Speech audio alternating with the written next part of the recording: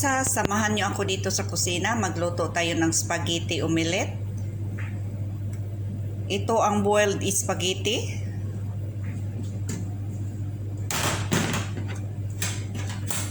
Ilagay na natin ang kamatis. Green bell pepper. Red bell pepper.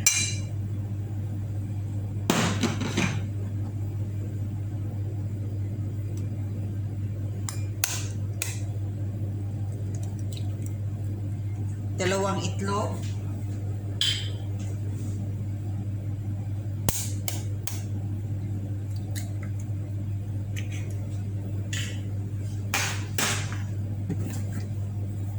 Konting asin.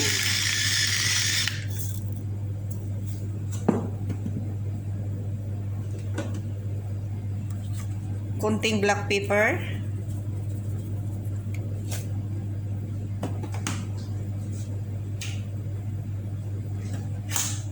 I-mix lang natin mga karosas.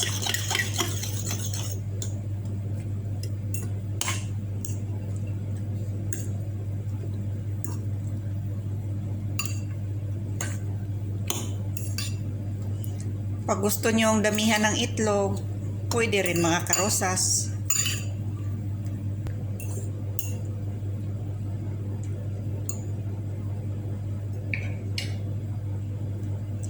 Ito na, ready to cook na.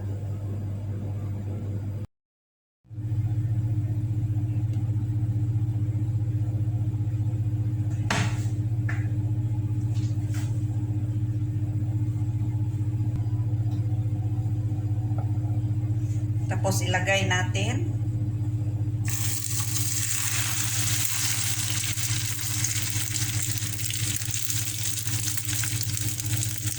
Sa mahinang apoy ito mga karosas, tapos takpan natin.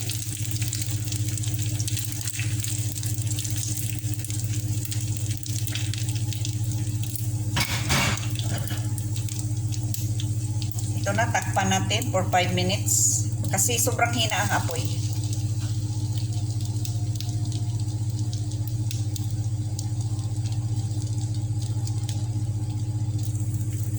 Ito na, takpan natin mga karosas, mga 2 to 3 minutes. I-check lang natin.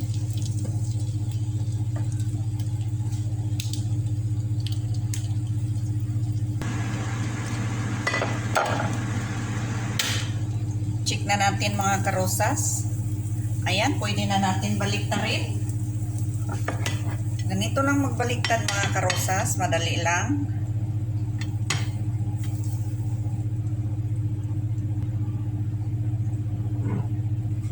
Ilagay natin uli para maluto yung kabila.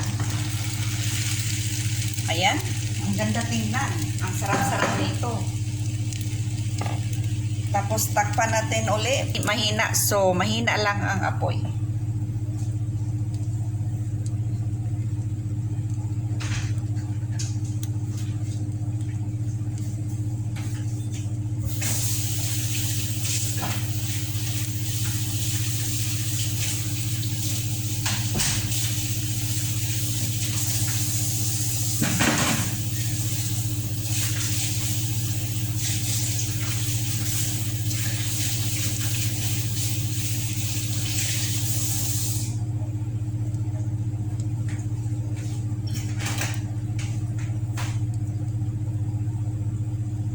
Check natin.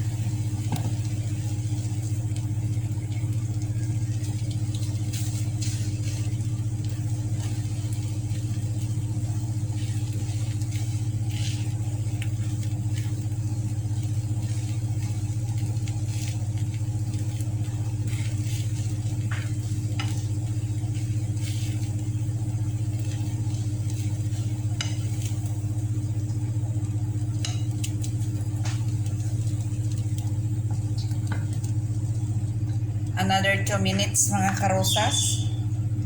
Kahit walang cheese mga karosas, masarap din. Pero pag may cheese, pwede rin lagyan. Pag wala, okay lang. Masarap din siya. Tapos takpan natin hanggang mag-melt yung cheese.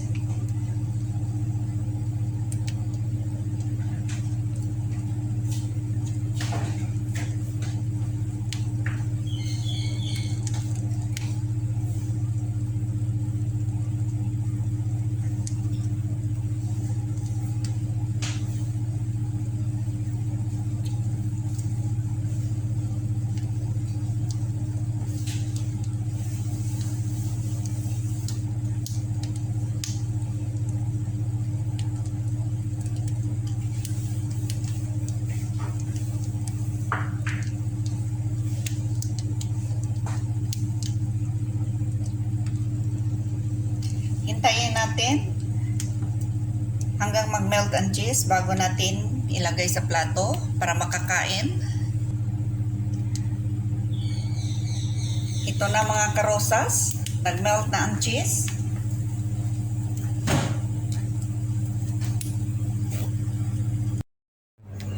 Lagay na natin sa plato para ma-slice, para makakain tayo.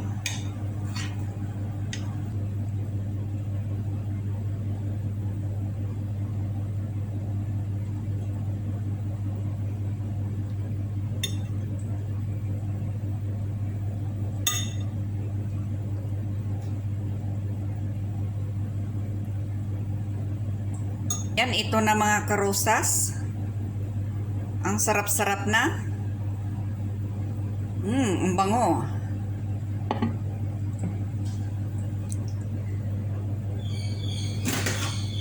Hanggang dito na lang tayo mga karosas. Thank you so much for watching. Please don't forget to subscribe, like, share, and comment, and tap the bell para updated kayo sa sunod na mga videos. Bye-bye everyone!